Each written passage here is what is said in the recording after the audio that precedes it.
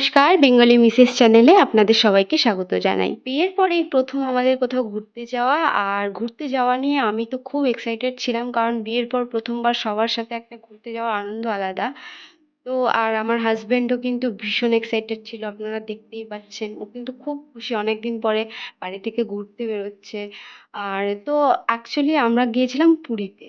পুরীতে যাওয়ার আমাদের একটাই উদ্দেশ্য ছিল যে আমাদের 27 নভেম্বরে অ্যানিভার্সারি ছিল, তো আমরা ভাবছিলাম যে ওখানে গিয়েই সেলিব্রেট করব। পুরীতে যাওয়ার ট্রেনটা কিন্তু আমাদের অনেকটাই লেট ছিল। সেই লেট হওয়ার কারণে কিন্তু আমরা অনেক রাতে গিয়ে পৌঁছেছিলাম। তো পৌঁছে গিয়ে এতটাই আমরা টায়ার্ড হয়ে গিয়েছি যে আর কোথাও ঘুরতে না বেরিয়ে সোজা আমরা হোটেলে গিয়ে শুয়ে পড়েছিলাম। এবং পরের দিন সকালবেলা উঠে কিন্তু সমুদ্র দেখতে গিয়েছিলাম। সমুদ্র দেখতে গিয়ে যেটা দেখলাম যে এত ভিড়, মানুষের এত সমাগম এই সময়টা, কারণ আমরা অনেক একটা ভালো সময়ে কিন্তু পুরী গিয়েছিলাম। আর সেটা হলো রাস পূর্ণিমা। রাস পূর্ণিমার সময় কিন্তু পুরীতে প্রচুর ভিড় ছিল। যাই হোক, সমুদ্র-টমুদ্র দেখে আমরা এরপরে গিয়েছিলাম স্বর্গদুয়ারে। স্বর্গদুয়ারে গিয়েছিলাম এই কারণে যে বাড়ির গুরুজনদের মুখে শুনেছিলাম যে স্বর্গদুয়ারে নাকি ২৪ ঘন্টায় চিতা জ্বলে মানুষের। তো সেটাই দেখার জন্য গিয়েছিলাম। এরপরে আমরা চলে গেলাম কিন্তু পুরীর মন্দিরে পুজো দেওয়ার জন্য। সকালবেলা উঠেই একদম সমুদ্র দেখে টেখে স্নান করে একদম মন্দিরে পৌঁছে গিয়েছিলাম যে পুজো দেবো বলে। পুজো দিতে গিয়েও দেখতে পাচ্ছেন কিন্তু এখানে লম্বা মানুষের লাইনের ভিড় দেখছেন।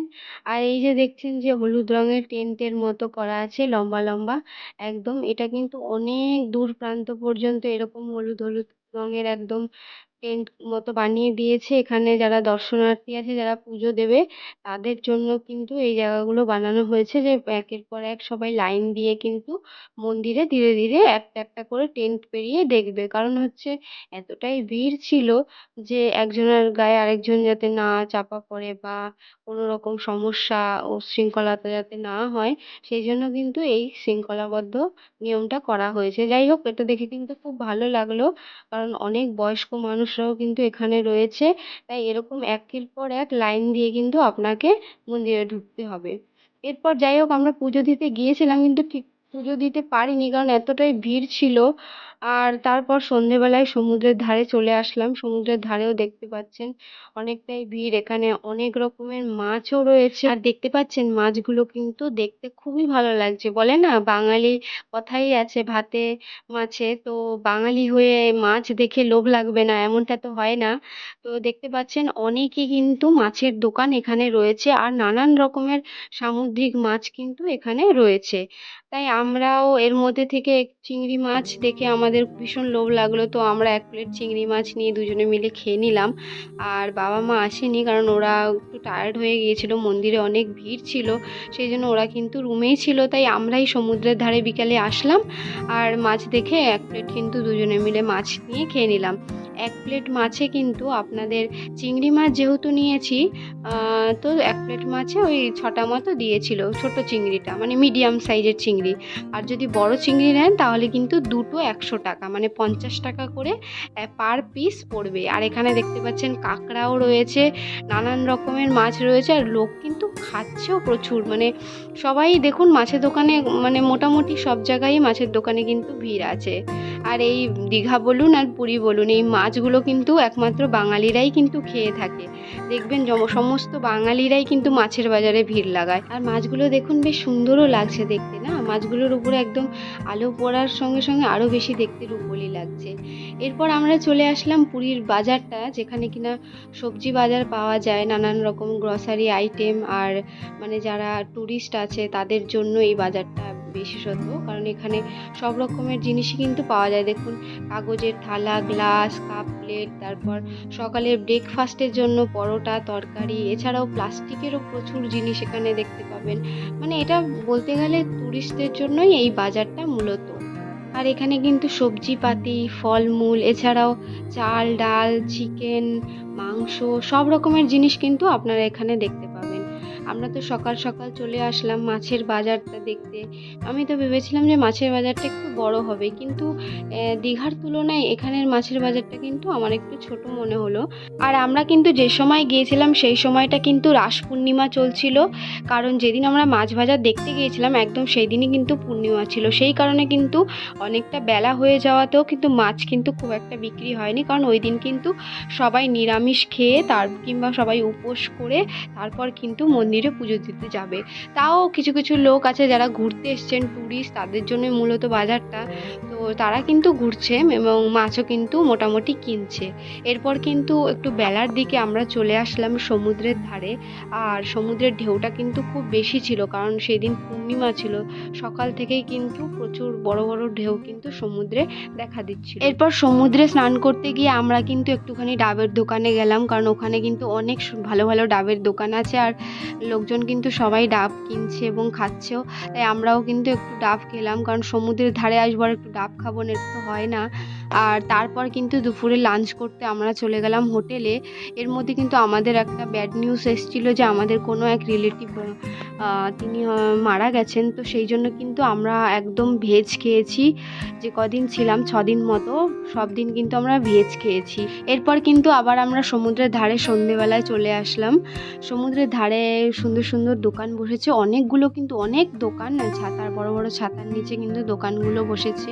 আর এখানে কিন্তু অনেক রকমের মূর্তি বলুন, ঘর সাজানোর নানান রকম জিনিস, জগন্নাথ দেবের মূর্তি, তারপর কিন্তু জুয়েলারি, নানান রকম কানের দুল, এছাড়াও দেখুন উপরে গলার হারগুলো দেখুন খুব সুন্দর লাগছে। এগুলো কিন্তু প্রচুর দোকান আছে এখানে। যাই হোক, এরপর আমরা রাতে ডিনার করে নিলাম, ধোসা খেয়ে নিলাম দুজনে।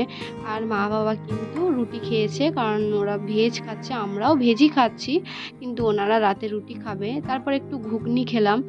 আর এখানের একটা বিশেষ জিনিস আমি যেটা দেখলাম সেটা হলো এখানে কিন্তু যাই খাবেন 30 টাকা প্লেট, যাই খাবেন। তারপরে একটু মোমো নিয়ে নিলাম, মোমো নিয়েছিলাম। মোমোর প্লেটে ছিল 5 পিস মতো মোমো ছিল, 30 টাকা না, 30 টাকা না, 45 টাকা নিয়েছিল 5 পিস মোমো। যাই হোক, পরের দিন সকালবেলা কিন্তু সানরাইজ দেখার জন্য আবার সমুদ্রের ধারে চলে গেলাম। এরপর হোটেলে গিয়ে কিন্তু স্নান টান করে একেবারে দুপুরে লাঞ্চ করতে সোজা আর একটা হোটেলে চলে গিয়েছিলাম, কারণ আগের দিনের হোটেলের খাবারটা কিন্তু খুব একটা ভালো ছিল না। ভেজ থালি কিন্তু 100 টাকা করে নিয়েছিল, কিন্তু তার মধ্যে কিন্তু খুব একটা ভালো খাবার দেয়নি। দু রকম আলুর তরকারি দিয়েছিল, কারণ এখন শীতের সময়, এই সময়টা কিন্তু একটু মিক্স ভেজ নানান রকম সবজি দেওয়া যায়, কিন্তু ওরা দেখলাম বেশি আলুর আইটেমই রেখেছিল। যাই হোক, নেক্সট যে আমরা হোটেলটায় গিয়েছিলাম ওখানে খাওয়া দাওয়াটা কিন্তু বেশ ভালো ছিল, অনেক কিছুই দিয়েছিল। আর খাবার শেষে কিন্তু চাটনি, মিষ্টি, দই ছিল। এরপর খাওয়া দাওয়া কমপ্লিট করে একটুখানি হোটেলে রেস্ট নিয়ে আমরা কিন্তু বিকালবেলায় আবার গিয়েছিলাম মন্দিরের দিকে, কারণ যেই দিন আমরা মন্দিরে পুজো দিতে গিয়েছিলাম সেই দিন কিন্তু খুব ভিড় ছিল, সেই জন্য আমরা খুব একটা মন্দির ভালো করে দেখতে পারিনি। তারপর কিন্তু রাতে আমরা হোটেলে গিয়ে পরের দিন সকালে বেরিয়ে গেলাম কিন্তু নন্দনকানন, তারপর পুরীর আশেপাশের যে ভিজিটিং স্পটগুলো আছে ওখানে ঘোরার জন্য। এর জন্য কিন্তু আমরা ট্যুরিজমে গিয়ে বাস দেখেছি এবং বাসে কিন্তু টিকিট কেটেছি 4 জন। ওই বাসটা কিন্তু নন্দনকানন, কোণার্ক মন্দির, ধবলগিরি, উদয়গিরি, খণ্ডগিরি, এগুলো সব জায়গা কিন্তু আমাদের ভিজিট করে নেবে। তার জন্য কিন্তু একটা অ্যামাউন্ট দিতে হবে। আর যে পার্কে যাওয়ার যে টিকিটগুলো, সেই টিকিটগুলোরও কিন্তু আমাদের আলাদা করে নিজেদের কাটতে হবে। তারপর যাই হোক, বাস ছেড়ে দিয়েছে, দেখতেই পাচ্ছেন। আমরা কিন্তু খুব মজা করছিলাম, কারণ আমার অনেক দিন পর কিন্তু এরকম এক্সাইটেড একটা মানে ঘুরতে যাওয়া একটা আলাদা রকম অনুভূতি ছিল। আর এই দেখতে পাচ্ছেন আমরা কিন্তু কোণার্ক মন্দির চলে আসলাম আমাদের ফার্স্ট ভিজিটিং স্পটে। আর বেশ কিন্তু ভালোই লাগলো, কিন্তু সেরকম কিন্তু কিছু একটা দেখার এখানে আমার মনে হলো এখানে না। কিন্তু সেই সূর্য মন্দিরটাই কিন্তু এখানে মানে জনপ্রিয়, এটাই কিন্তু দেখার জিনিস আছে, এছাড়া কিন্তু আর বেশি একটা নেই। আর এগুলো দেখতেই পাচ্ছেন, এগুলোকে, এই গোল গোল বড় বড় চাকা, এগুলোকে বলা হয় জীবনচক্র। মন্দিরের গায়ে কিন্তু এইরকম জীবনচক্র অনেক মানে নানান জায়গা জুড়ে কিন্তু মন্দিরের গায়ে গায়ে রয়েছে। আর এর মধ্যেও কিন্তু দেখতে পাচ্ছেন ছোট ছোট মানুষের নকশা কিন্তু এখানে খোদাই করা আছে। খুব নিপুণতার সঙ্গে কিন্তু এই কাজগুলো করা হয়েছিল আগের দিনে। এরপর খাওয়া দাওয়ার জন্য কিন্তু আমরা চলে এসেছিলাম গ্রিন চিলি ধাবাতে, কারণ আগে গিয়ে নাকি বেশি একটা হোটেল পাওয়া যাবে না, সেই জন্য কিন্তু আমাদের বাস থেকে বলা হয়েছিল যে এখানে খাওয়া দাওয়া কমপ্লিট করে নিতে।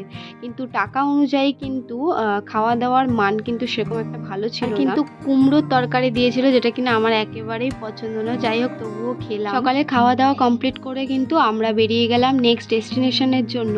আমার আজকের ভিডিওটা কিন্তু এই পর্যন্তই থাকবে।